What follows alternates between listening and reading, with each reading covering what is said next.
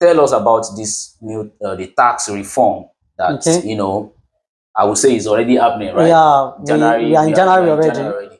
Tell us about how it was used, how they normally, they were used to doing it in the past, and how the reform will change it. Tell us about the old method, and tell us about the new one that the government is introducing. All right, thank you for that question. There's a lot of misinformation in the air now that people are having misconception about some information that was provided in the provisions of the law. Let me just start with this reform. When we say something is reform, that simply means it has already been in existence. We are just modifying to meet up with what we call economic reality. So the major reason why, the major rationale behind this reform is to ensure that, okay, this reform, these taxes meet up with economic reality. And government is trying to ensure that, okay, there's some individuals that we've already overtaxed. Okay. Because it is only little individuals, little persons in the economy that are paying the tax. Government are now saying, okay, let's reform this. Let everybody that is taxable be paying this tax. Okay. But those people that are now paying this tax, we are going to now say, okay, the tax burden should reduce. For instance, in a class, only 5 people are paying for the contribution to run the class. Okay. Do you know that these individuals, they will feel the burden? More or less, like let's assume that every one of them, that's 5 people are contributing 1,000. Now say, okay, let every members of the class be contributing only 100 naira, rather than being paying this 1,000 naira. So when many people are paying, it's going to be relief because they are not going to feel that effect. That is why government say, okay, let's capture those people that are nowhere captured, even though they are taxable initially, but they are nowhere captured by the what? By the tax net. Let's not capture them under the tax net by reducing. I will cut you, sorry.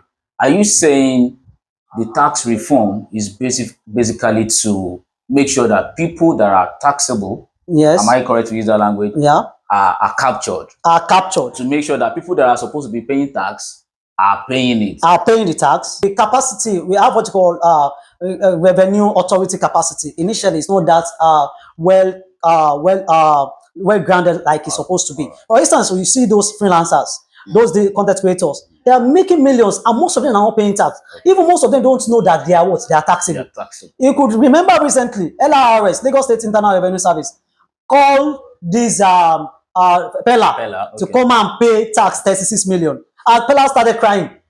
Pella, government has already structured a space for you to be making money.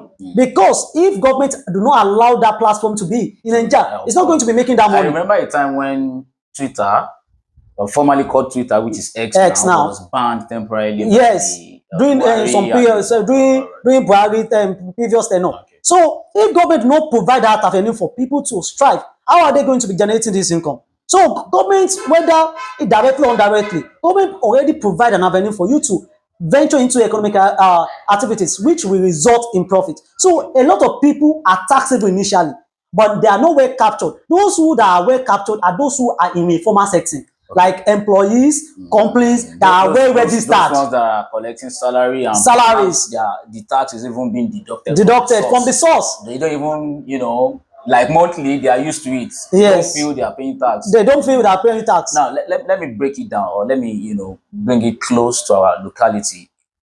A woman who is selling akara by the roadside, yes, is making business and is, making money, making profit. As a matter of fact, you get some, let me use PG, you get some business where we say, people know they put eye, but money they there. You understand? Yes. Maybe like all these small, but before you know it, they don't make big money.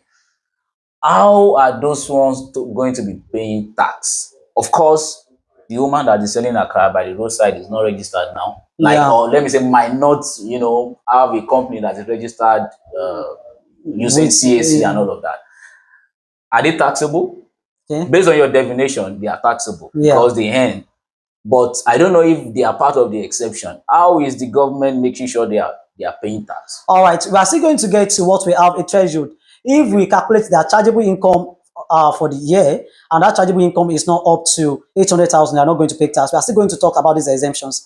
800,000 being exemption. Are you, sorry, the 800,000, is it the profit that you are talking about, or the whole money, or how? Is it from the profit that you calculate, We have what we call, we have what we call accounting profit. We have what we call a profit of the business.